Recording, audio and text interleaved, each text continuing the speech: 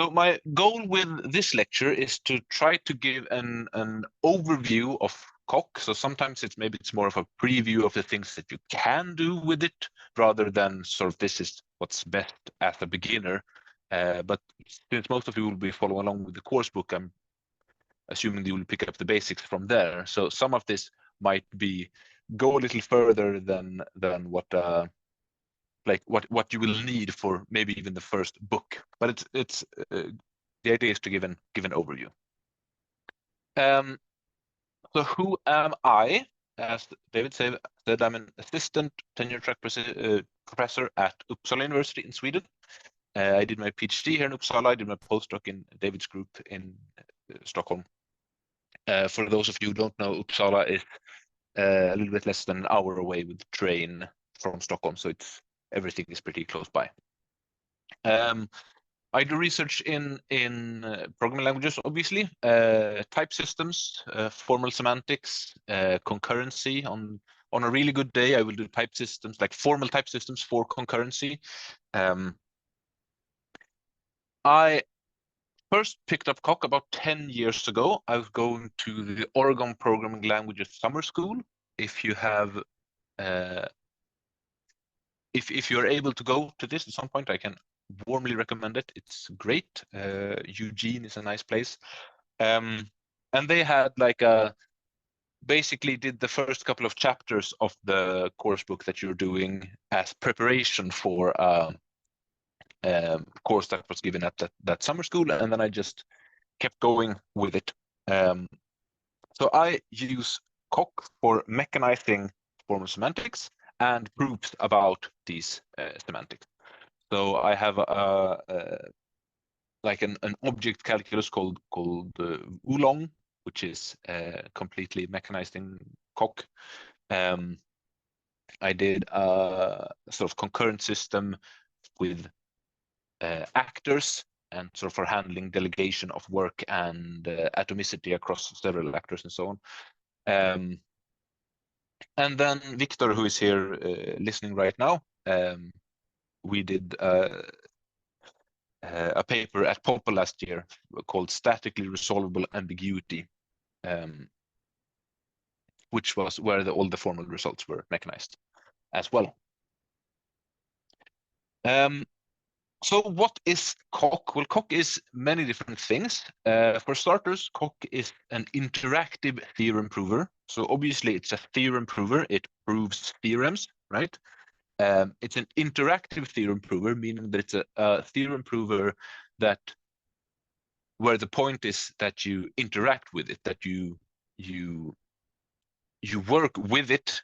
Sometimes it feels like you're working against it, but the point is that you work with it to prove the theorems that you want to prove. You can compare that to automated theorem provers like SAT solvers and SMT solvers, where the idea is you formulate your problem and then you push a button and then you wait for a while and then you get a solution or you don't get a solution.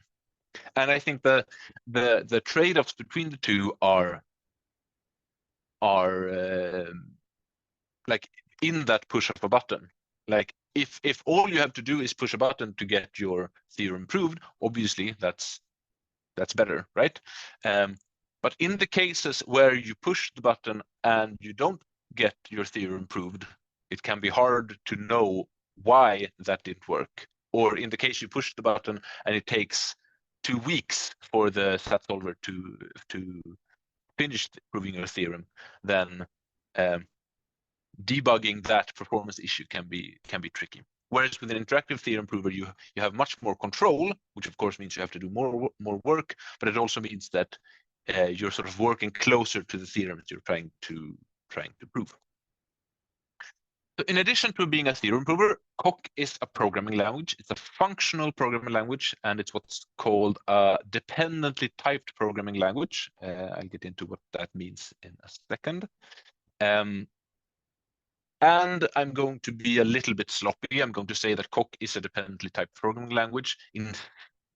It's really the case that Coq has a specification language called Galena, and Galena is a dependently typed programming language that is a part of Coq, but I'm just going to call the thing Coq. Finally, Coq allows you to write proof scripts using something called tactics. Again, I'm being sloppy. Technically, there's a tactic language called LTAC that you're using, but I'm going to say that you use Coq to write tactics. So apart from using it to actually write your proofs, which is obviously something that's interesting, it also allows you to write your own tactics, define your own tactics in order to solve proofs more efficiently, or prove theorems more efficiently, or make your proofs shorter. So this is sort of a what is Coq. Let's talk a little bit about when is Coq. So Coq is 40 years old.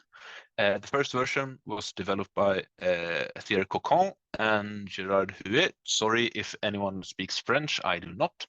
So that was in 1984. And the first implementation was based on something called calculus of constructions. So basically, if you know the lambda calculus and then you add a bunch of stuff to it, then you get calculus of constructions. We'll actually see that in a couple of slides. And then a couple of years later, Christine Paulin extended it to support the calculus of inductive constructions, which is sort of an extension of this. And this is the core that's still being used in Coq today. One thing that's often brought up, but I think it's sort of important because it was the first time that you showed that theorem proofs could actually be useful for real things, was in 2002 when Georges Gonthier at Microsoft Research wrote a proof of the 4-color theorem. So I don't have the details close by, but it's basically saying that if you have a planar map, then you can color the whole maps using only 4 colors without 2 regions that are next to each other having the same color. And what's interesting about this theorem is that the proof of this basically requires checking a lot of different configurations. I think it's in the thousands or maybe even in the millions. And basically checking that if this configuration occurs, then that does not violate the 4-color property. And things like this is what a theorem prover is really good at, and what humans doing pen and paper proofs are quite bad at. So, and this way, like there had been proofs before that were written in C. Anyone who's written a C program will know that you wouldn't necessarily trust it with your life. Whereas when you do it in a theorem prover, then that means that you can trust the results a lot more. So the Coq is currently being developed at INRIA in France. It has a group of about 40 people developing and maintaining the source code. So it's quite actively developed right now. So let's just address the elephant in the room for the people speaking English in the group. So there was a question on the chat. So the question was, you can trust a theorem prover a lot more. What does a lot more mean here? So when comparing to C, first of all, C has a bunch of undefined behavior and stuff, meaning you can do things where even the C specification doesn't have a definition for what the program is going to do. But I think the main point I was trying to make is that there is a very small core of the Coq programming language, which cannot be verified by Coq itself. But as long as you trust that tiny core, it's basically a small programming language which has been proven to be sound, sort of proven to be correct, and then everything else is built on top of this. So as long as you trust that this tiny core thing is correct, then you can trust that anything that builds on top of this is also correct. So basically the amount of code, the amount of I guess the amount of code that has not been formally verified is a lot less in a theorem prover like Coq than it is in, for example, C. Thanks. Great question. So the elephant in the room. The programming language is called Coq, right? This is something that a lot of people react to. There used to be in the FAQ of the Coq website, they used to have the question, did you really have to name it that? But you have to remember that this was developed in France. In France, they speak French. They like speaking French a lot, and they are not really that bothered with sort of adapting to, for example, English. So if you need a motivation for why it's called Coq, first of all, Coq means rooster in French, and a lot of French programming languages, I've heard that it's even inventions in general, they like to name things after animals. So camel, for example, camel, obviously a camel, yak, bison, gnu, like we have a bunch of things named after animals. This just happened to be a French animal. The first implementation of Coq was based on the calculus of constructions, so it was actually called COC. And then when it was extended to support the calculus of inductive constructions, then as sort of to honor Fieri Coquand, they renamed COC to COQ, and that was it. But there has actually been a decision now, a formal decision to rename Coq into the ROC prover, ROCQ. I don't know how long time that's going to take, but as far as I understand, it's actually in the works to get that done. I mean, the reason for this is that when you try to apply for money from someone who is not in this like in our field of research, then there are people who might think that this is something unserious. So, but for now, we'll call it Coq until they change it on their website, basically, and then we can start calling it the ROC prover. A few practicalities. You can install Coq via the Coq website. You can use your favorite package manager. If you're an OCaml user, I know a lot of people at KTH use OCaml. You can install it via OPAM. If you're a Mac user, you can install it via Homebrew. I don't know what the best package manager for Windows or Linux is nowadays, but you probably know better than I. But you can install it from there.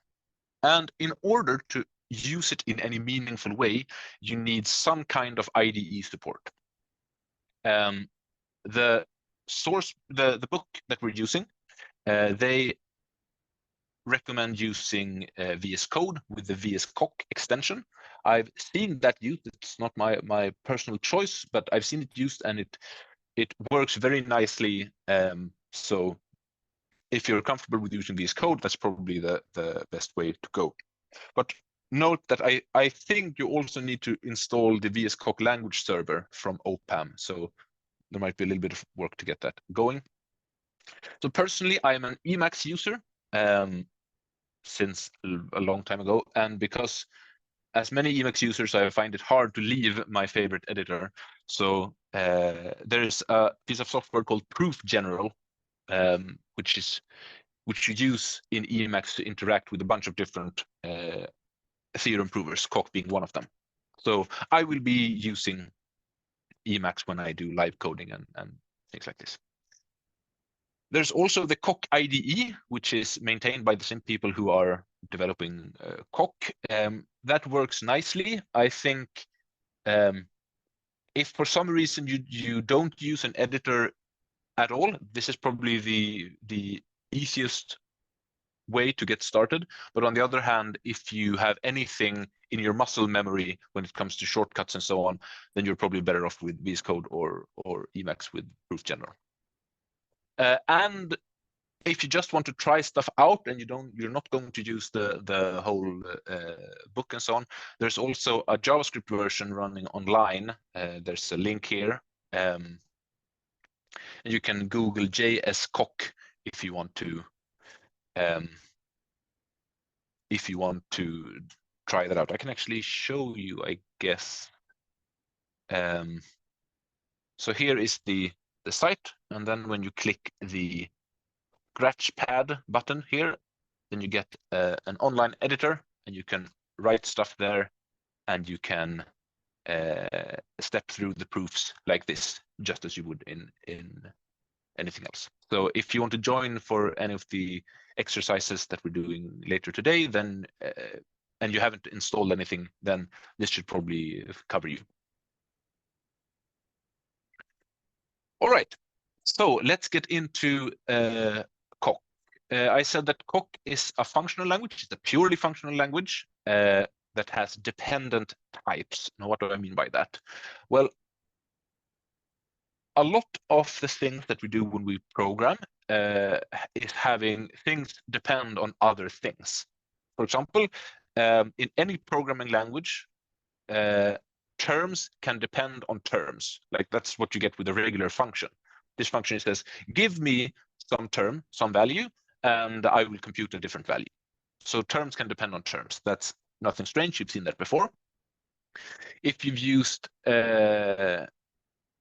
basically anything other than C, I guess, then you have terms that can depend on types.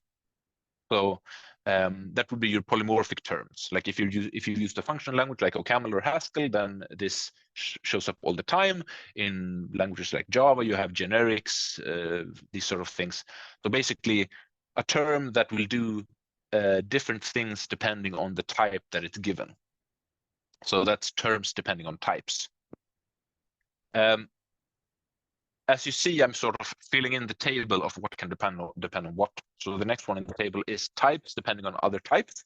That's also not very strange if you've done programming. For example, type constructors in functional languages, or again,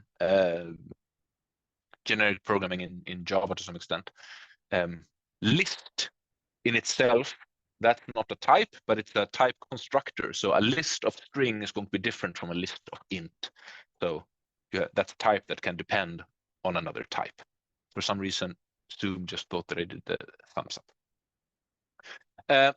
Finally, the last one, and which is the most interesting one compared to other languages, is that when you have types that depend on terms.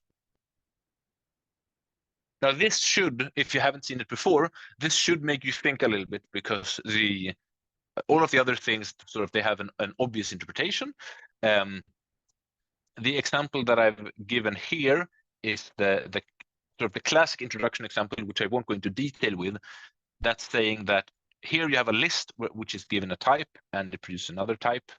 A vector is something that takes a type and a natural number, and then that represents a list where the elements are of type x, the first argument, and the length of the parameter is n.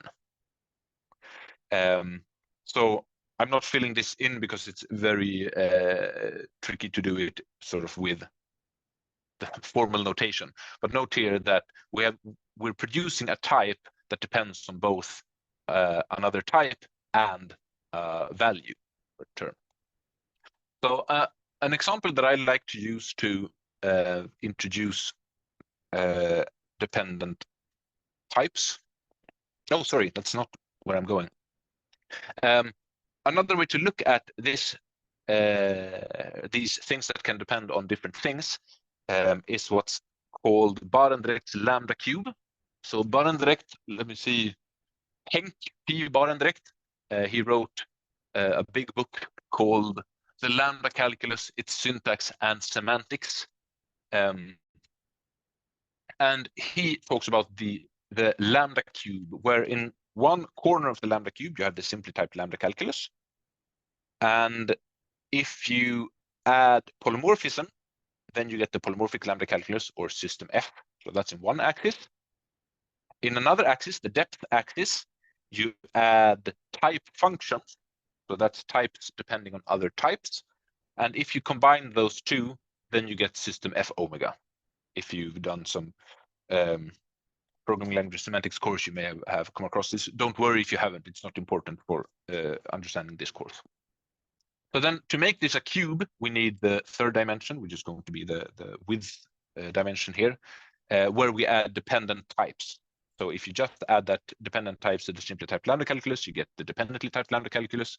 And if you put all of these three dimensions together, like at the apex of this cube, you have the calculus of constructions, and that's where we will be working. Let me just see if I can. There should be. Yes, great. So to the example that I was talking about, I like to think about our old friend Printf. So hopefully you all know Printf from most programming languages. I'm using Printf because that actually produces a result. So Printf will take a format string and then maybe some things to fill in some holes, and then it's going to print it. Printf does the same thing, but it returns the string as a value instead of printing it. So I'm going to pose the question, what is the type of sprintf? And I would like you to write in the chat. So if I write sprintf of foo, what's the type that I will get back from that? Think about that for a while and then write it in the chat when you have an idea. Nothing to string. A lot of formats. So to be fair, I wasn't very clear about the interface that this has. So this is actually the first argument is the format string. So the type of this is actually just going to be a string, because if you ask it to print this format string and it has no format specifiers, then the result is going to be just the same string foo back. But I do like all of your suggestions. So now that we know that, what if I add one format specifier to this? I have sprintf. I give it a format string that has a %d. That's the decimal thing. What would be the type of this?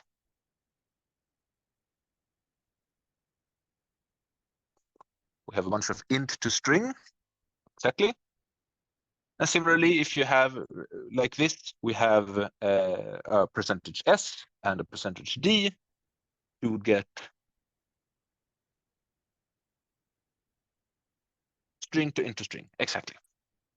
But so the very tricky question is then, okay, obviously if we have a format string, we know what the type of that is. But how do we give a type to sprintf in general? And I know that some of you will know the answers because I've written papers with you where you've programmed with dependent types, but I'm not asking you right now. So if you think about it, the type of sprintf depends on this first string that we give it. So in some sense, the type of sprintf applied to with a parameter called s is the result of another function applied to that s. So the type of the function itself depends on the argument that it's given. So if we call the parameter s, then the type is somehow calculated from the argument given in the position of s. So I'll show you what this looks like in Coq. We'll jump to looking in an editor in just a second. So let's start with just some basic definitions. We'll say that a string is going to be a list of ASCII. ASCII happens to be the type of characters in in Coq, it's not important. It could read. You can read it as char. So just say that the string is a type, and the type is a list of chars. We then define an inductive data type. So this is the same thing in OCaml. You would say type. In Haskell, you would say data, right? Data type. Too long since I did Haskell, obviously. But basically, this is your regular algebraic data type, but with dependent types. So we're going to, yes, data, thanks. So we're going to call that format, and we're going to say that FMTD, that's going to represent %D, FMTC is going to represent %C, and so on. And then for anything that's not a special format character, we just carry the character as a payload to the thing. And then we define another type called format string, which is just a list of these format things, these format values. We can then write a recursive function that turns string into a format string.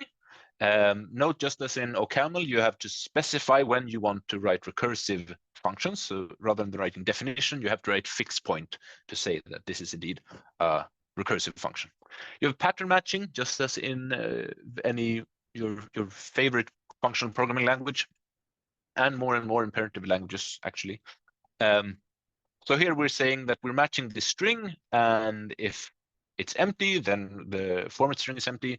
If it starts with %D, then we're going to create one of these FMTD things and process the rest of the string, and so on. And if it's not one of the things that we capture, then the format string is just going to be the character C. It's hard when we're not in the same room, but hopefully that's clear by now. Feel free to just throw something in the chat if something is unclear.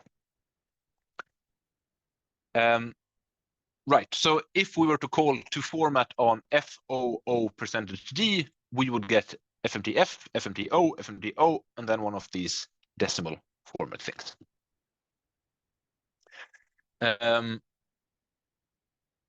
Right. So here's where things get interesting. How do we calculate the type of given a format string? Well, we have a function, and this is a function that looks like any function. It just happens to be calculating a type. So we go through one of these format strings, just a list of format things. And if the list is empty, then the type is just string. If the list starts with FMTD, then the type is nat to whatever type the rest of the format string has. What's nat? That's the type of natural numbers. Typically, we don't use int, we use nat because nat is actually arbitrarily large. It doesn't have a bit width or anything like that.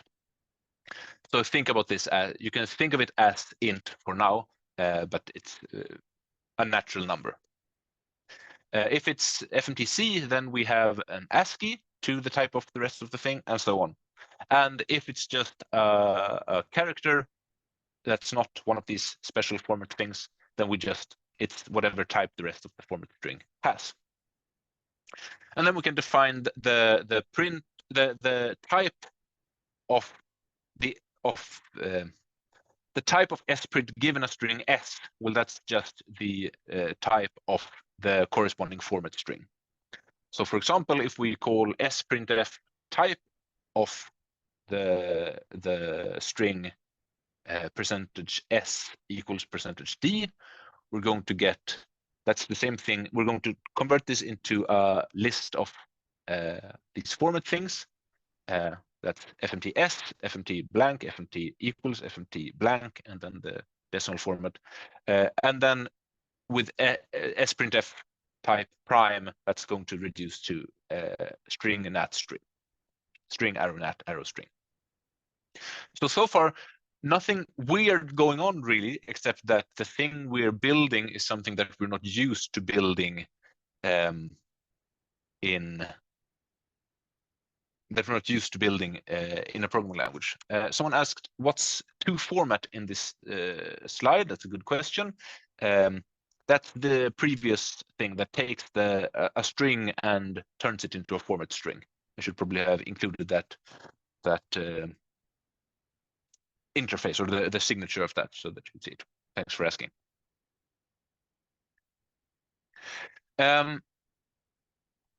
Finally, then, the definition of sprint itself, or rather the helper function that does all the work. It takes a format string, it takes some accumulator A, and the type of it depends on the parameter FMT. So if the if FMT is empty, then we just return the accumulator. If it starts with a decimal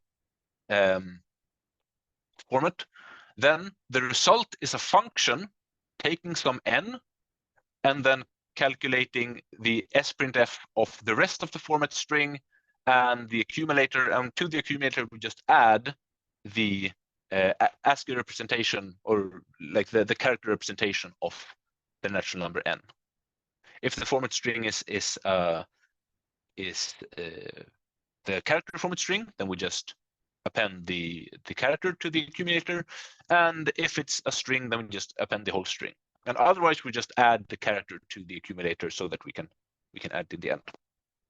There was a question in the chat: why do recursive functions need to be prefixed with fixed point? I'll get to that in just a second, but it's because there are when you're writing a recursive function, there are certain restrictions that I'll get to in just one. It's easy. I'll just get back to you on that slide, and you can ask again if it's not clear then.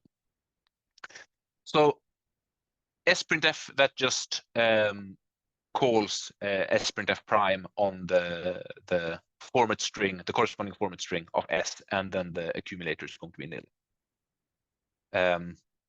So sprintf of, here we have percentage s equal percentage d foo42. That's going to be the same thing as sprintf prime of the corresponding format string, which is this one. This is going to be reduced to a function that takes an s, that takes an n, and then produces this string, and then you apply it to the original arguments, and then you get you get the foo equals 42 in the end. So note here that sprintf and the format string, that has the type string to nat to string, and at some point in the middle, that's also what this thing has reduced to. It's reduced to a function that takes two arguments, a string and a natural number, and it produces a string. But if we were to give it a different format string, then this function would look differently. It would have a different type. But this is the kind of things that you are able to do with dependent types. And if we just go back and forth a little bit between the sprintf type and sprintf, you'll note that, like, the way the thing that makes this checkable is that the left-hand side here is exactly the same, right? But the right-hand side here, we're saying give me the type that is nat to something else. Here we're saying produce a function that takes a nat and then produces something else. But there's also a question: why do recursive functions need to be prefixed with fixed point? That is because you can't write any dang you can't write any dang recursive function in Coq, unfortunately. Why is that? So let's say that I wrote this function. This is a recursive function. It just calls itself and it never terminates. Since I can use function calls as my type when I write functions or definitions or whatever, I could write this. Now the question becomes, what does this mean? First of all, what's the type of loop? It's actually any type, because if you have a function that doesn't terminate, it produces, basically, if it terminates, which it does not, it produces any value. But since it doesn't terminate, we never get that value. So this means that when you're going to prove things, then this is a bit iffy because all of a sudden you can prove anything. But only you won't be able to prove anything, because if you tried to type check this thing, then your type checker wouldn't terminate. And obviously you want your type checker to be able to terminate. And so all functions in Coq must be total. That means that they must terminate, and you have to be able to convince Coq that the functions terminate. And this is sort of related to why do we have to prefix recursive functions with fixed points. That's basically telling Coq, look, this is a recursive function, so I need you to check for me that this thing actually terminates. Whereas if you just write a definition, if you try to use inside the body of it would just say, I don't know what is, you haven't defined . Whereas when you write fixed point loop, that means that you can use loop in the body of this, but not in this way. The error message you get is, I cannot guess the decreasing argument of fix. So there has to be a decreasing argument. There has to be a variant, basically, if you've done core logic or anything like that. Sometimes this is a bit annoying. Another question. Isn't requiring provable termination extremely limiting? Yes and no. It's sometimes, as this example shows, someone once told me that if someone is asking a question and you have the answer, then you say, that's a good question. If someone asks a question and the next slide answers that question, you say, that's an excellent question. For example, here's a function. It's the merge function from merge sort. And I think that you agree that this is going to terminate. This merges two lists, x's and y's. If one of them is empty, you just give the other one. If both are non-empty, then you pick the smallest one and you put that first, and you continue with the rest of these lists. So in this case, Coq actually cannot guess the decreasing argument of fix. So this means that it doesn't allow this function, because it can't figure out that the variant of this function is actually the length of the sum of the lengths of the x's and y's function, x's and y's list. And it can't figure that out automatically, so it's going to it doesn't allow this thing. So to answer the second question there, does Coq find the variant automatically? Most of the time it does. You can give it hints if it doesn't.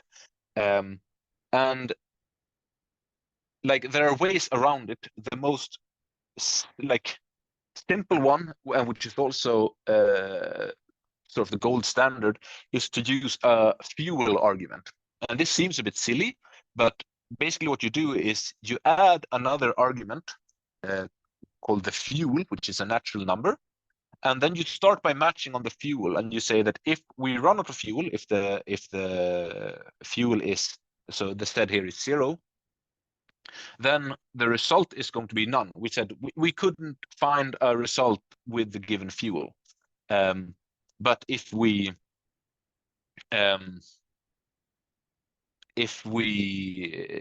it's another number, if it's not 0, then we can actually run one step with this thing and with this function. And in the end, we might produce some value. So, of course, you wouldn't want to program with something like this, but this way you can basically say, you can prove that there is a fuel that's big enough to make this function terminate. And if this function terminates, then you can reason about the results that you get from this thing. So this is, most of the time, this will be good enough for when you're doing proofs, but obviously you wouldn't want to program like this.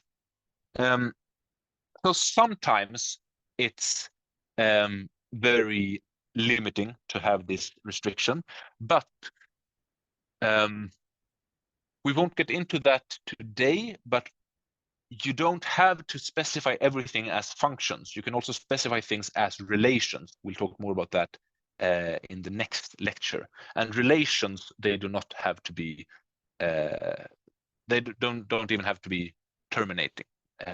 It's just the functions that have to be. Right. So apart from this recursion limitation, dependent types seem really awesome, right? So here comes the public service announcement for dependent types in Coq. And that is basically that you shouldn't do it. You shouldn't tell your friends to do it. You might want to tell your enemies to do it. I'll show you why. For example, this took some fidgeting to get right. You might be wondering, why are you going via this format string? So I'm running Coq in Emacs.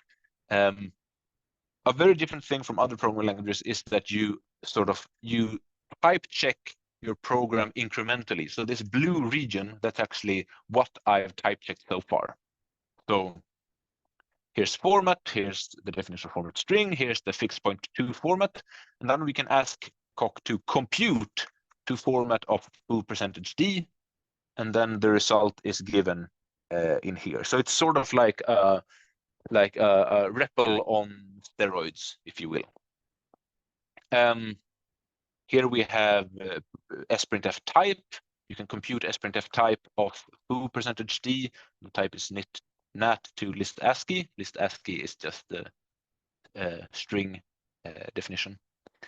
And here we have sprintf, and we can compute sprintf of foo %s bar, and the result is going to be foo bar. But what I started out writing is actually this thing, which I think is the ideal version. So like when it works, and it's very powerful and it's very nice. Here I wrote what I wanted to write. I wanted to write, we can calculate the type of sprintf just given a regular string, right? You can just say if it's %d, then it's nat to whatever the rest is. If it's %c and so on, that works fine. You can compute the type of that. And then you just write sprintf in exactly the same way. So we're, instead of pattern matching on a single format specifier in a format string, we're just pattern matching on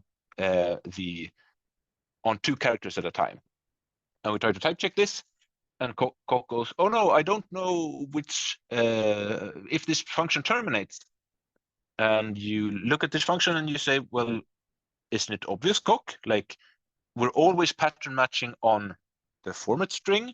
We're always passing that as fmt prime. Fmt prime is always very clearly smaller than the other one. So we can try to help Coq a little bit by saying, okay, this is structurally decreasing on fmt. This is one of these hints that you can give it. You try to do that, and Coq goes, oh no, recursive call to sprintf ideal has principal argument equal to empty list instead of, there are no empty lists here. And this is the thing that it's unrolled everything into. I have no idea what this means. This is 160 lines long. And basically you're on your own here. Like I don't know what's wrong with this. I've tried to look up other implementations, and every implementations I found of sprintf or similar things goes via turning it into a format string. So for some reason, Coq is not able to prove that this terminates, or it thinks that, yeah, I think this is related to the termination checking. So a bunch of these things, like when you run into issues, debugging them is just really, really hard. So like they're extremely powerful, but they're really not ergonomic, especially not in Coq. So basically try to avoid it as much as possible when you're writing programs. Technically, when you're doing proof, you're doing dependent programming. You just don't do the actual dependent programming yourself. We'll get to that a bit later. If you're interested in independently typed programming, then I would recommend looking at Agda, for example, that Jeremy Seek is talking about in a couple of weeks.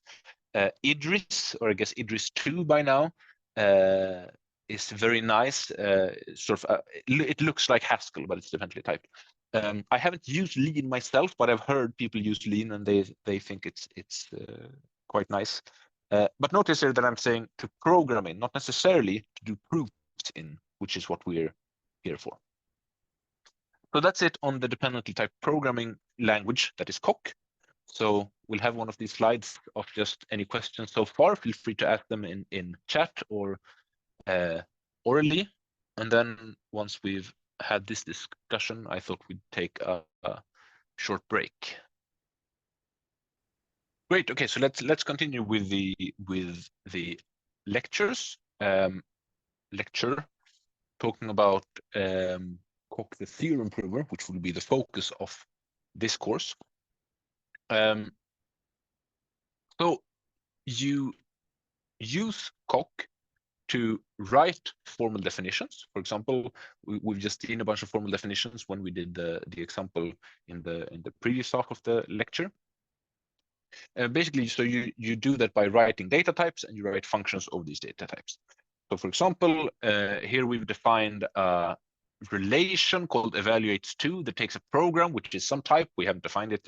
I've just assumed that it exists, and a value. And it's basically evaluates2 is the relation that says the program evaluates to some value. The type prop here is the type of properties in Coq. I won't go into details now. There will be details in the book a bit later. You can write a definition that says a program halts if there exists some value that this program evaluates to. And you could write a recursive function, that's probably recursive, I don't know, that checks if the program halts. Maybe you could do that, I don't know. Then once you have these formal definitions, then you can start stating theorems about them. So this could be basically you can write specifications for your functions that they behave the way you want to, or it's properties regarding other definitions that you made. For example, I've tried to formalize the halting problem as for all programs P, if my check halts function returns true, then P actually halts. So I can formulate this theorem, and I can at least try to prove these theorem. And as David was talking about, every step of the way is going to be checked by Coq. So this is the nice thing. You don't have to worry about having to, like, that you've done the wrong thing.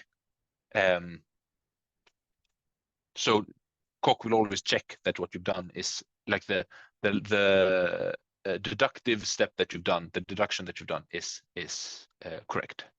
So what this means is that when you see a Coq proof, you can read the specifications to see what they are about. You can read the theorems to see what properties do they actually show, but you don't have to read the proofs. You can just trust that Coq checks them for you, which is very nice compared to pen and paper proofs where you really should check the proofs.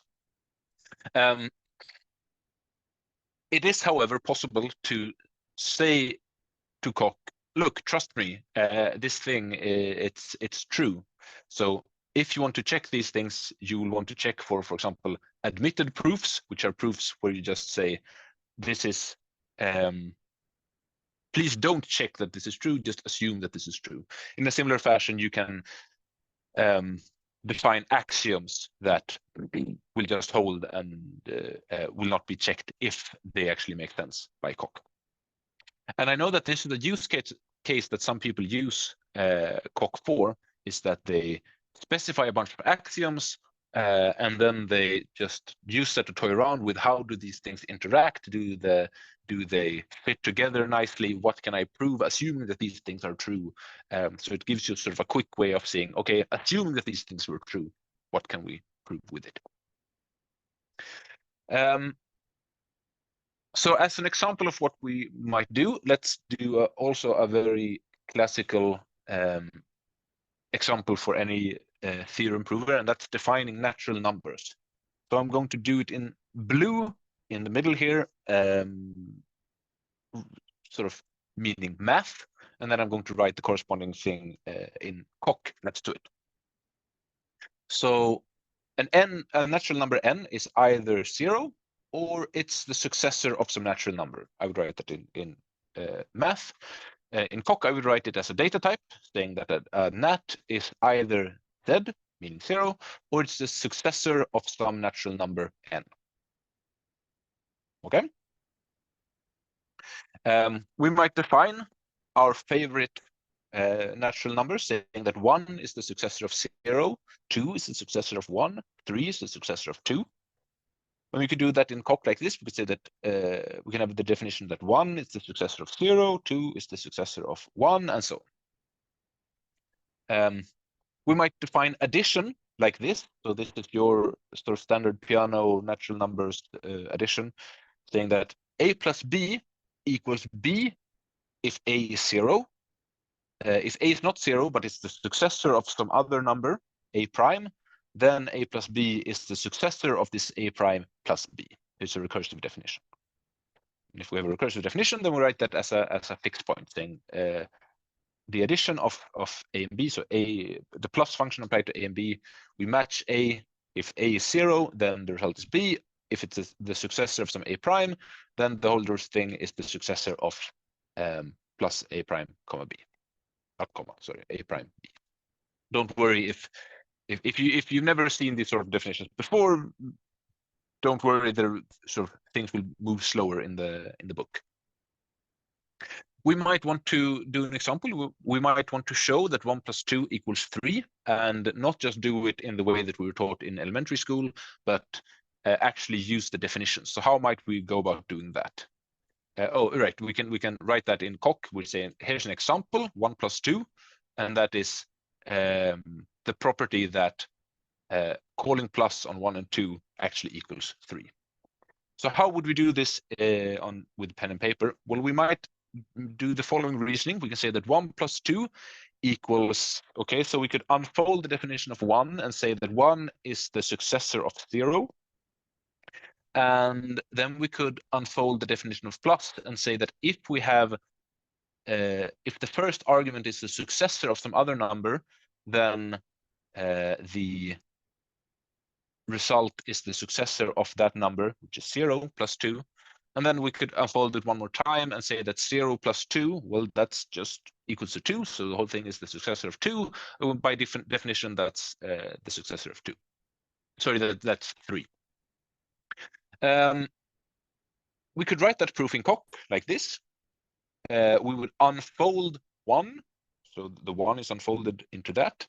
We would unfold plus, and that actually unfolds both uses of plus, so that it does these two steps in one. We can fold the definition of 3. So rather than unfolding, we went from 1 to the successor of 0. Folding means we take the successor of 2 and turn it into 3. And now we basically said that 3 is equals to 3, and that's true by reflexivity of equality. And actually, because we actually have something that we've written in a programming language, we can compute these things. We don't have to do these unfoldings and everything manually. We can just say that the proof of this is by reflexivity of equality. So basically, we're saying just compute both sides of the equality and then check that they are syntactically the same term. So let's look at a slightly more interesting example now. What if we wanted to prove this little thing, saying that for all natural numbers n plus 0 equals n. So if 0 was on the left-hand side of n, then it would be true by definition. But now it's not true by definition. We would have to we would have to prove it by some other means. And what that other means is, I would like you to think about for a couple of minutes. Like, think about how would you go about proving that this property holds. Note that we don't know anything about addition. We don't know that it's commutative, or we haven't shown that it's commutative. We only know what we've defined up here in blue. Like, here's the definition of natural numbers, is the definition of addition. How would you go about proving this thing? I mean, you don't have to write out the proof, but think for a minute, how would you prove this thing? So to be really formal about it, I would start by saying, okay, so we want to show that this holds. Assume that we have some natural number n, and we proceed by induction over that n, structural induction, that is. We get two cases. The base case is where n is 0. Then we have that 0 plus 0 equals 0 by the definition of plus. And the inductive case, when n is some successor of, is the successor of some other number m. Then we know that s of m plus 0 equals s of m plus 0 by the definition of plus. We also know that we have the induction hypothesis that m plus 0 equals m. That's the structurally smaller thing, so we get to assume what we're trying to prove. So we can use that to rewrite s of m plus 0 to s of m. And so we have s of m equals n. So we have n equals n, which is what we're trying to, or n plus 0 is equal to n, which is what we wanted to show, right? So let's have a look at this in Coq. Here we have the definition of natural numbers. I'll make this a bit larger. The definition of plus as before. And here we have the, let's call it a theorem. So it's good to know that Coq doesn't care if you call it a theorem or a lemma or an example or a corollary, or I think there are other things as well that you can call it. It doesn't matter. They all mean the same thing. But I think I wrote theorem on the, I haven't gotten that far. So let's see if I called it theorem. So let's get that. So I need to move the Zoom window here. So we specify this proof. We specify this theorem, and when we sort of move this thing into the blue region, we get a goal now here in this window here. Let me know if this is too small or if it's hard to read at all. So the goal is proving exactly this, the statement of the theorem. And to enter proof mode, we write proof period. So the way we would do this is, I said that we can't do anything with this before we've assumed that there is some natural number n. So we're going to say intros n, for introducing n into the context. So now above the line is everything that that's all of our assumptions. And below the line is the conclusion, the thing we're trying to prove. And we all said that let's prove it by induction over n. So that's something that Coq allows you to do. So you can say induction n, period. If we process that, we now see that we have two goals. The first goal is proving that 0 plus 0 equals 0. That's the base case. And the second goal to prove is that plus of the successor of n plus z equals to the successor of n. So a little bit confusingly, Coq has chosen the same name for the, I called this m here to distinguish it from n, but because n is no longer visible, it's reusing the same thing. If we wanted to, we could tell Coq to say, we could do this, and now we've named this thing m. So let's prove each of these cases. So now we have plus z equals z. That should be true by the definition of plus. And because we've written this in a programming language, we can write simple for simplify. that's going to simplify everything that it can, and we see z equals z, and that is true by reflexivity. I also love the fact that they thought we have to shorten simplify, because no one can write that long a word, so it has to be simple. But reflexivity, that's perfectly fine. That's a word that everyone can write all the time. Okay, so the inductive case, it looks the same. Here's the goal, but look, in our assumptions now, we have an induction hypothesis. IHM is the name given by Koch to this thing, saying that we can assume that m plus 0 equals m. That's our induction hypothesis, and here's the thing we're trying to prove. So let's do simple again. We sort of simplify this a bit, and now we can say that, okay, we have from the induction hypothesis that m plus z equals m, so we can tell Koch rewrite IHM. When we do that, it's going to find any occurrence of the left-hand side of the induction hypothesis here, or the equality called IHM, and it's going to replace it with the right-hand side, m. So rewrite IHM, and now these things are syntactically equal, so we can just say reflexivity, and we're done. And when we're done, we end all the proofs by saying QED, period. And now we've just seen our first proof in Koch. So we've specified natural numbers, we've specified addition on natural numbers, and now we've proven that n plus 0 equals n.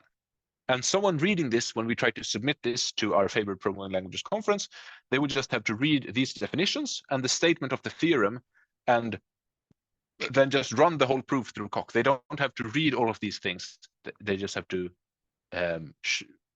show that it actually works, that it actually is accepted by Koch.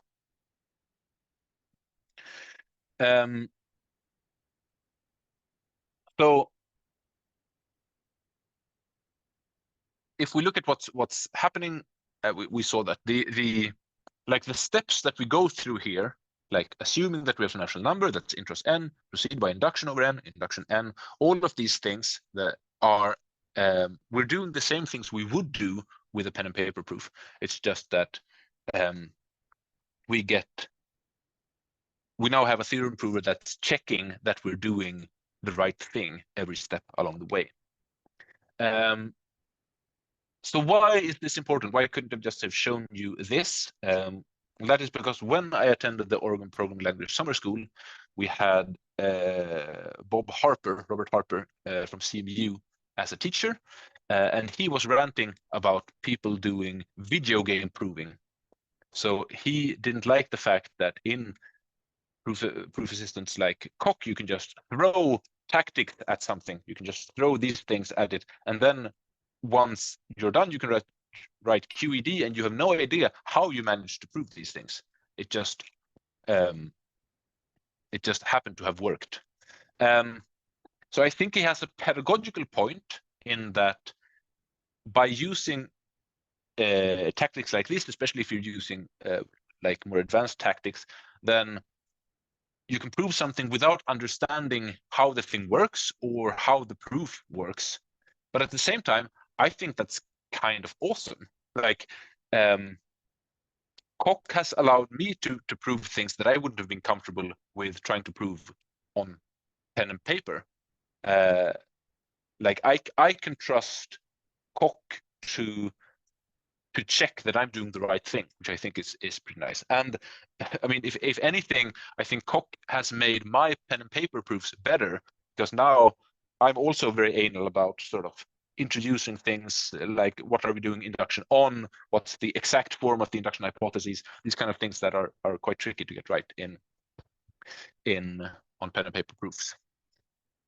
So I thought we'd try to let you guys have a go, maybe let's say 10 minutes or so. Please ask along the way if you have any questions. And then I'm going to step through the proofs just to show that it works. If you haven't installed Coq on your own machine, you can use this JS Coq thing there. Just Google for JS Coq and you should find it. And what I'd like you to try and do and see how far you can get is to formulate and prove commutativity of addition. And maybe you'll just get as far as writing the specification down. Like, I'm not giving you a lot of time, but I'd like you to still get a feel for how it works before I show you how it's done. So you should be okay with the tactics that you've seen so far. I'm keeping them on here so that you can look at them for reference. You will most likely you will need a lemma or two, and you will have to prove those. But knowing which lemma you should prove is hard before you found the need for it. So start by formulating this. Start by trying to write that proof.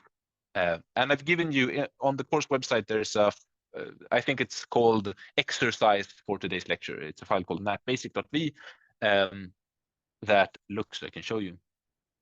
It looks like this. So it gives you the definitions. It has this lemma so that you know what to write. So you can basically write here and try to write the formulation and the proof. So you can start by sort of copying things from this thing and see how far that gets you.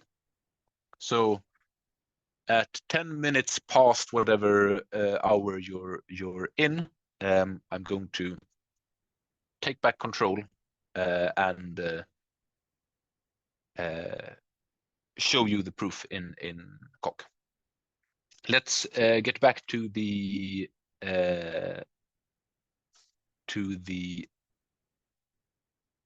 Zoom meeting, and I will show you how I solved it. I have no idea how far you got. Maybe you did everything. Maybe you managed to join the Slack channel and not a lot more. But still, you did something. So let's start by writing the theorem. So we want to say that for any two numbers, call them A and B, we have that plus AB equals plus BA. Let's see, is this the one that I want to work in? Technically, it isn't. Sorry, just wanted to work in the right file. Here we go. And we want to prove this. We can introduce our two natural numbers A and B, and we can proceed by induction over the first one. We get two cases. The base case being when A is 0. If we simplify that, we see that the left-hand side is reduced to just B by the definition of plus. But the right-hand side, we can't do anything with at the moment because that's sort of stuck behind the B. We don't know anything about B. In general, when this happens, it's worth thinking about, okay, the thing I want is that this thing also turns into a B. So rather than trying to show it sort of within this proof, we should think, is this something that we can show as a lemma? And it turns out that we've proven this thing as a lemma already, right? We have this theorem up here that we proved. We called it a theorem here, but we could just as well have called it a lemma. So we can just do rewrite plus ZR. So that's going to find any occurrence of the left-hand side of this equality and replace it by the right-hand side. So it finds plus BZ because this works for any n, right? And now the proof can be finished by reflexivity as before. In the inductive case, we have an induction hypothesis that says that A plus B equals B plus A, where but we're now in the case where the first argument to plus on the left-hand side is now the successor of some A. Again, we could have given a different name to A by saying A prime. Maybe that makes it more clear. So let's try to unfold this thing again, or the two sides, or only this side. So here we can use the induction hypothesis to replace plus A prime B by rewrite the induction hypothesis IHA prime. But we're sort of in the same situation here, where like the definition of plus is trying to unfold, like it's the definition of plus works with the first argument, and the first argument here is the B, which doesn't help us a lot. So we could think maybe, what is it that we want? We would like if we could move this successor out here, then we would have the same thing here. So if we could show that in general, if we have an addition where the right-hand side is a successor, then that's the same thing as the successor of both things. So let's prove that as a lemma as well. So I'm going to jump out of this. I'm going to say lemma, let's call it plus S, R, as in the successor is the right operand, for all AB plus a successor of B equals the successor of plus AB. We write the proof. We introduce A and B.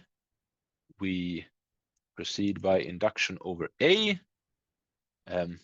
Again, you would of course stop and think how you would prove it and then write the tactics. But after a while, when you're doing proofs over natural numbers, you realize, oh, I'm always going to want to do induction over one of the numbers. In this case, it happens to be the first one. We get two cases. Let's simplify here. Oh, that's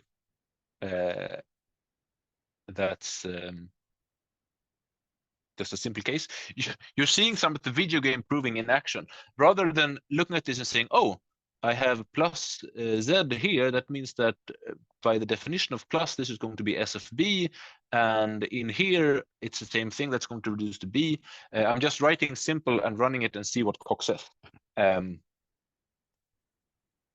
Which is sort of the thing that Bob Harper wasn't really a fan of, but it allows us to only stop and think about the tricky parts and not the simple parts. So here, these are syntactically equal, so we can use reflexivity. We use, again, simple to see what happens if we reduce these things. Here we have the successor of plus a SB is hopefully the successor of plus AB. And it turns out we have the induction hypothesis here. Plus a SB is equal to S of plus AB. So we do rewrite with the induction hypothesis. And now these things are the same. So we can write reflexivity. We're done with this proof, QED. Let's jump back into this proof and process the thing to where we were. So the inductive case where we said simplify, rewrite using the induction hypothesis. And now we can say rewrite using our new favorite lemma plus SR. So that's going to find anything that looks like plus a S of B. There's only one such occasion, which is here, and it's going to rewrite that.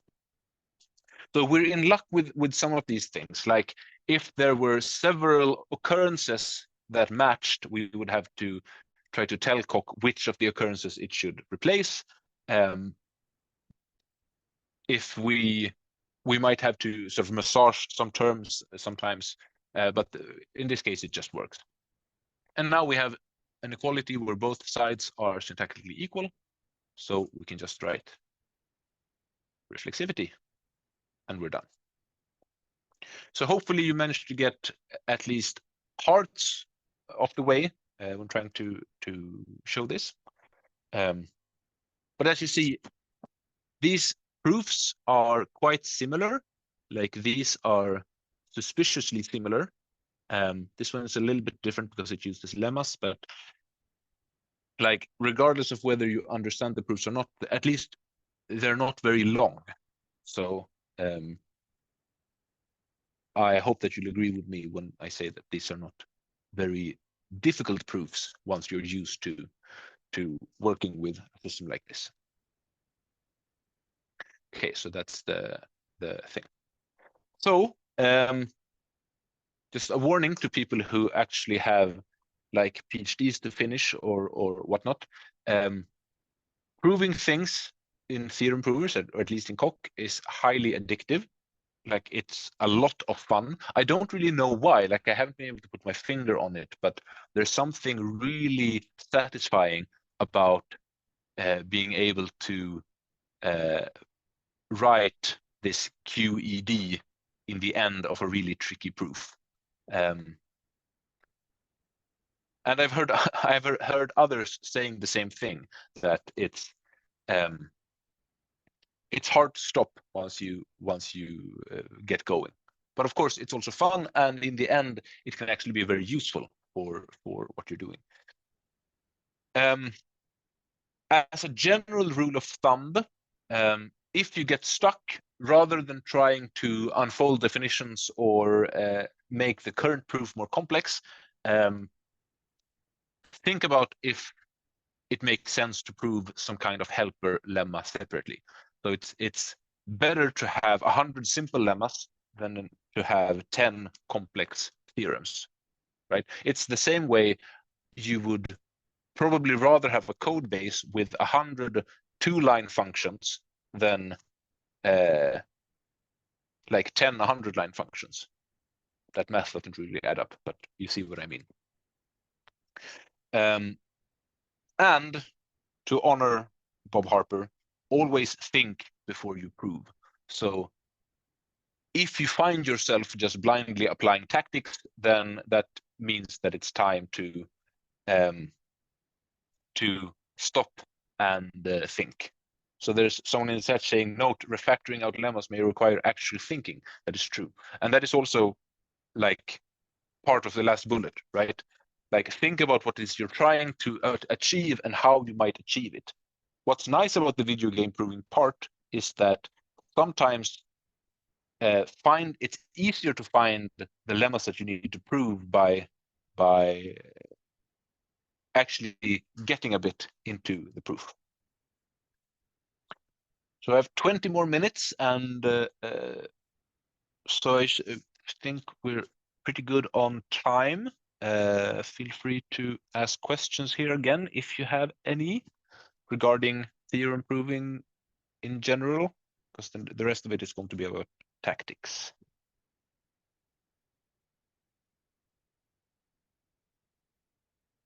And again, this is one of those slides where you can ask questions in chat or ask them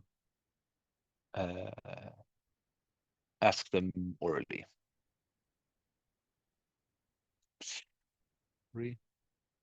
Trying to find the Slack channel on my other screen.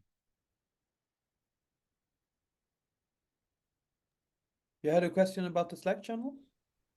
No, I was trying to find Slack channel just to see if anyone had written something. But it doesn't seem like there are more questions. So let's move on. So finally, I said that Coq was like, it's a theorem prover, it's a programming language, and it's a tactic language. So the proofs that you've seen, they're written using tactics. So all the things that you saw, like simple, induction, reflexivity, rewrite, anything else? I don't think so. All of those are tactics. And what you're actually doing when you're writing these, like when you're writing these things, is that you're building these dependently typed values that I was telling you to avoid before. So tactics are basically specifying a procedure for how to build a dependently typed value that represents the proof of the theorem that you're trying to build. So while Coq, the programming language, is very functional, the tactics are very imperative. Like, as you saw, while we're doing a proof, like we have some kind of proof state here, and we're applying things and changing the proof state, and we're looking at that change happening in real time, like applying one command at a time. So the tactics are very imperative in their nature. There is a big number of built-in tactics in Coq. In some sense, I would say that maybe there's too many, because it's like, depending on which book someone used to learn Coq, then they will use like different tactics to do very basic things, meaning that like it's hard to follow along in what's happening in proof just because you're used to a different style of, say, destructuring a value or whatever. Like, I can't say which style is better. Obviously, everything that I do is the thing I prefer, but the only advice I can give here is sort of try to be consistent in your own style. Like, of course, develop your own style, but like try to do the same things in the same way every time. And a very important tactic, which is important for when you try to scale up to prove bigger things, is the tactic called auto, which provides proof automation. So it does proof search. That is, it tries different things in order to try to prove things for you. I will show you how this might work. So let's take I'll just copy this thing.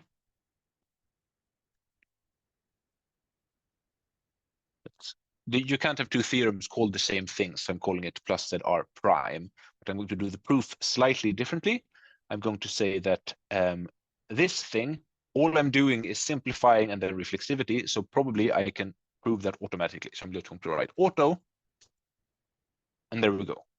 It's proven the thing I wanted to prove, and I don't have to specify how to do it. It could find that solution automatically. See if we can do the same thing here. We cannot. It turns out that it's not able to do anything, and if it can't do anything, that it's not changing the proof state at all. And the thing that it can't do is that the proof search doesn't see that, oh, there's an equality here, and we're able to apply that, to use this equality to do a rewrite here. So once we've done the rewrite, then we can do auto like that, if we wanted to.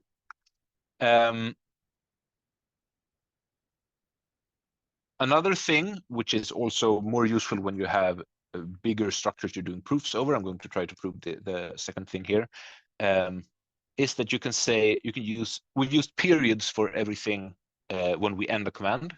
You can also use a semicolon to mean, for all subsequent goals, please do the following thing. So I'm going to say induction A, and then for any subcase that you produce, try to solve that automatically. So now you will notice that we only have a single goal left. So we can remove the base case altogether, and we only have a single proof like this that we do as before. Let's write auto there as well. So basically, the point of auto is being able to say, and from here, like that, this is the Coq equivalent of saying, obviously this holds, and then you hope that Coq agrees that it is obvious and can show it for you. So the way you could interact with tactics, it's basically two main ways to sort of guide the automation that we just saw. So there's this thing called hint resolve. So if I translate this to English, what this says is, in the current scope, that's what the local means, add the theorem plus said R to the hint database called NatDB. NatDB is just a name that I made up because we're doing proofs about natural numbers. You can call it whatever. You don't have to declare this thing. If you just use it somewhere once, then it exists. So as I said, the tactic language is very imperative. This is similar, but this is saying in the current scope, that's the local, allow auto to use some tactic that I write here. I just wrote my tactic. This can be simple or auto or whatever you want. And you specify a cost. So the cost is when in order for the proof search to not get stuck sort of looping forever doing something, it has a cost. I think the default cost is 5. So it's going to try things until it's reached a cost of 5, and then it's going to backtrack and find other things. So that way, even though you might have an infinite search space, you basically do a depth first search, but to a depth of a cost of 5. So this way you can add things here. You add things, you add tactics because it might help you prove things automatically. But the reason everything isn't added automatically is that everything you add is going to slow down proof search a little bit, because it's one more thing that Coq tries before it can move on. So the more hints you add, the slower automation is going to be. The other way to interact with tactics is by just writing new tactics. So you can say LTAC and then you give a name. So for example, for all our whenever we've done induction, we've said intros X and then induction X, and then we probably want to simplify the goal. So I could write LTAC my induction X and my induction X that just does these 3 things. And now I can, in my proofs, I can write my induction. I'm not saying that this is a good idea. I'm just showing that it can be done. So let's see how hard we can automate this thing. So just to show why we need to move further. So before I could just say induction and then try to solve everything automatically, right? But none of these things, none of the goals are solvable automatically, because it has to use a lemma that it has to do rewrite with something, and automation rarely tries to do rewrite unless you explicitly tell it to. So let's start by saying local hint resolve plus said R. See, how do you write? All right, and in some NatDB.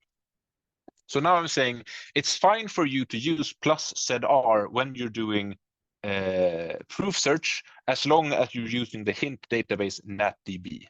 And how do you use a hint database? Well, let's take this thing again. Let's try to do this. So there won't be a difference if I just write auto, but if I write auto with NatDB, that's saying please do proof search and use this hint database that I've specified. And now, because we've told proof search, hey, you can use this you can use this thing if you have the hint database NatDB, then it can actually solve this case for us automatically. It still can't do this thing because it requires us to, like, we have this local rewrite that we can't do. But if we're lucky, see auto with NatDB. Now it can't find the. Oh, right, that's not surprising, because we haven't added this thing to the hint database. So let's add that as well. I think you can do it plus SR, right? Yes. So now I've added both of them. So if we're lucky, yes. Now we can remove that part of the proof as well. So all of these proofs, the thing that it couldn't do is that when there was a local, I'm just going to find the thing, when there was a local thing that matched something down here, it couldn't apply the rewrite. So let's teach our automation to do this thing.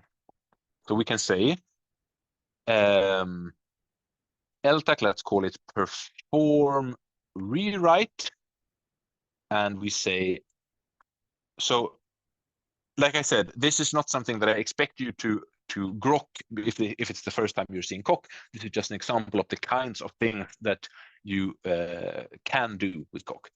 So this is now a tactic that says match the current goal, like match this structure, the thing that I'm trying to do,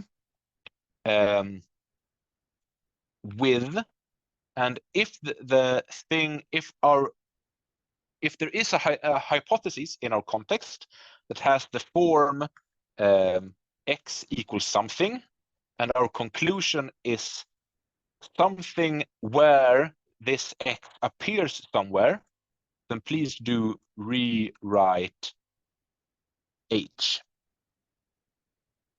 And let's see if that works.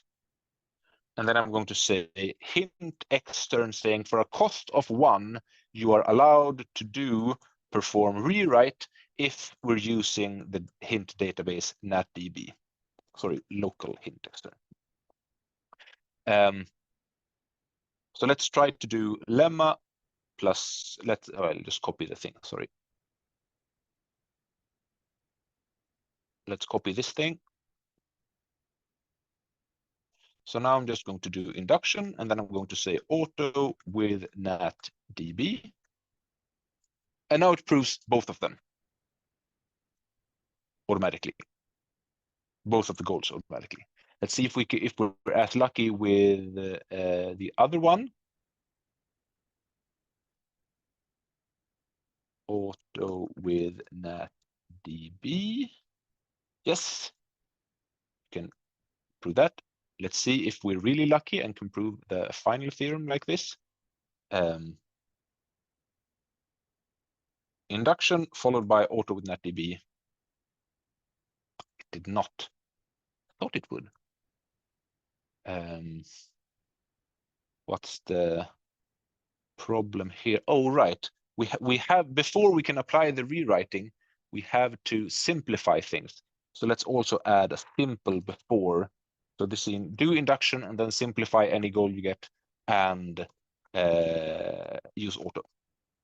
Yes. So now we can actually prove this thing. And just to sort of show how short proofs can be, in all of these proofs, what we're doing is saying, please do induction over some variable and then do proof search. So we'll just write LTAC because I'm doing this lecture from Sweden. Let's call it meatball. So I'm defining a tactic called meatball. It takes some variable, and what we're going to do is we're going to say intros x, intros any other variables that we have, induction a simple auto with natdb. Sorry, oh, not a, x. And let's see if we're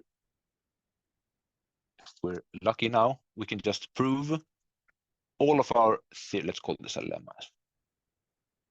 Can prove all of these things by just saying meatball n. How do we prove this thing? We just do meatball a. How do we prove this thing? We just do meatball a. So this is overkill for the sort of short proofs that we're doing here, but there is a point to this sort of automation. So there was a question about someone asking, is there a way from Coq to provide a witness of the auto? Yes, there is.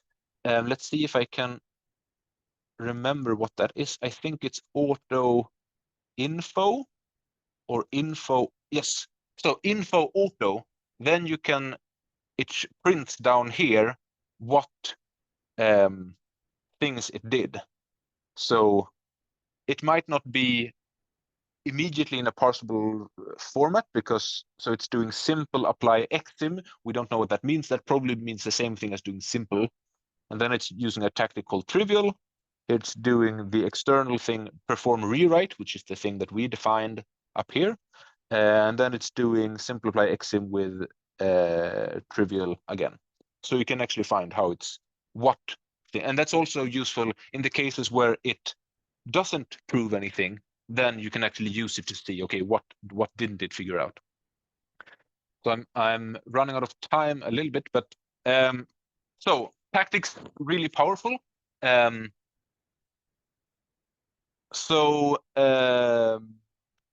the beginning, so basically avoid automation because it's useful to learn what's actually going on.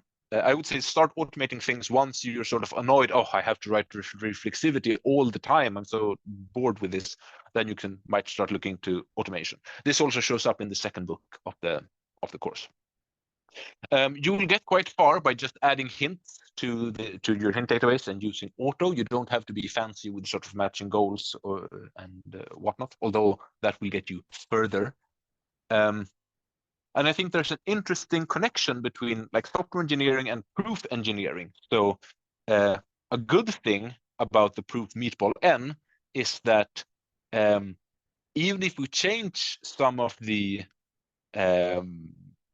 definitions, it might still work without having to, like, let's say we add a third thing. Maybe we have something else, which is another kind of successor called next. Then these proofs will probably just work out of the box. Whereas these proofs that assume that there are two cases, these will break. So there's sort of a like maintainability, being resilient to change, using the right abstractions. Like doing proofs at some point is extremely similar to doing programming. And there's like a field of research by like Talia Ringer, a bunch of other people are doing this.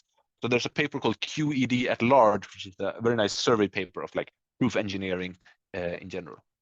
So before I let you go, I've showed you some dependent programming and so on. The focus of this course is on Coq as a theorem prover, and the focus of the course book is Coq as a theorem prover.